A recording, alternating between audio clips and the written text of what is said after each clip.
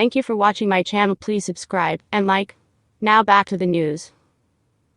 Britain's royal family was thrown into chaos this week with twin health crises that have sidelined their most recognizable and popular members: King Charles, Kate Middleton and Prince William.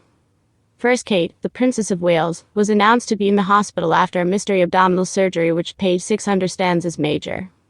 She will be sidelined until Easter, with Prince William winding down royal duties to care for her and their 3 children.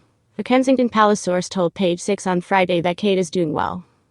The sudden announcement meant 2 high-profile engagements that would have raised the couple's international profile were cancelled: a meeting with Pope Francis at the Vatican, and a trip to British troops stationed overseas. Then, just 90 minutes later, Buckingham Palace announced that King Charles, 75, would undergo a procedure for an enlarged prostate, a benign condition, but a reminder that monarchs are human. Queen Camilla, 76, will be the only one of the 4 most senior royals on public duties for some time.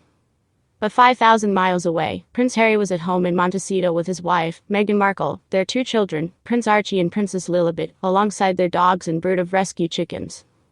It was a sliding doors moment. If the Duke and Duchess of Sussex had remained in the UK, they would now be the public faces of the British royal family, taking up the sideline trio's engagements. Indeed, Harry would even be a Councillor of State, a member of the royal family who can fill in for the monarch. Since the couple's move to the US, Charles has quietly taken Harry off the list. One well-placed palace source told Page 6. A situation like this would have given them a clear runway to dominate the coordinated family schedule. Instead, the couple has stayed silent and largely out of sight, as the Duke of Sussex's sister-in-law and father's health issues became public. In fact, Page 6 is told that Prince Harry and Markle, 42, have not spoken personally to Charles since his 75th birthday on November 14. Sources say that Harry would have been officially informed, as with all senior family members, of his father's health situation. But it is possible he first learned from reading the news on his phone. By convention, family messages are normally passed between private offices, so the alert could have come from the King's equerry, Major Johnny Thompson, to Harry's staff via phone call, WhatsApp message or email. However, the public announcement was made at 3:25 p.m. UK time, which is 7:25 a.m. in California, and Harry may well have seen news alerts before he received any private message. Both the palace and the spokesperson for the Sussexes declined to comment. The presence of the Duke and Duchess of Sussex in the UK, for this royal health crisis, in a parallel history, would not just have made Meghan the Princess of Hearts.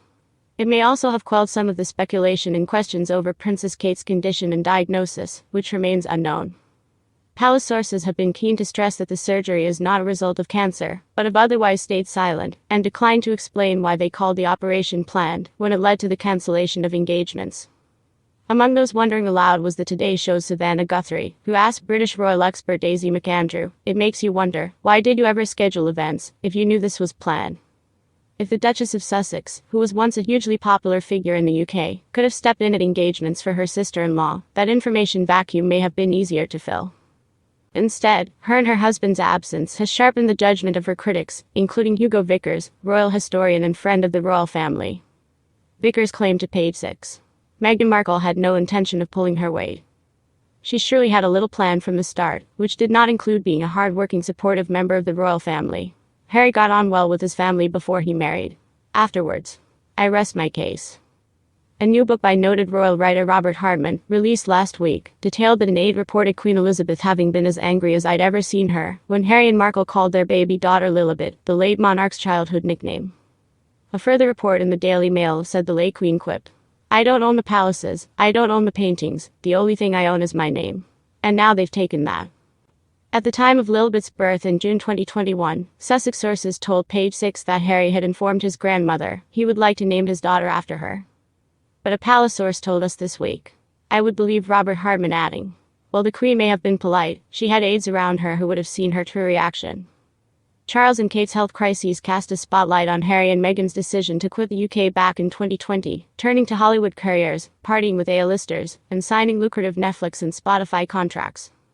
But the Spotify contract is over. They have yet to announce further projects for Netflix after their much-publicized documentary, and the couple have yet to reveal what is next professionally for them in 2024. Markle still has no big project to launch as the next phase of her career, nearly a year after signing with Hollywood agency WME, run by Uber-connected super agent Ari Emanuel. Their only public engagement of the year so far has been in Beverly Hills, with Prince Harry being named Friday night as a living legend of aviation for his career in the British Army. He was a helicopter flight officer who saw action in Afghanistan, and the backward-looking honor has been ridiculed by retired military figures in the UK.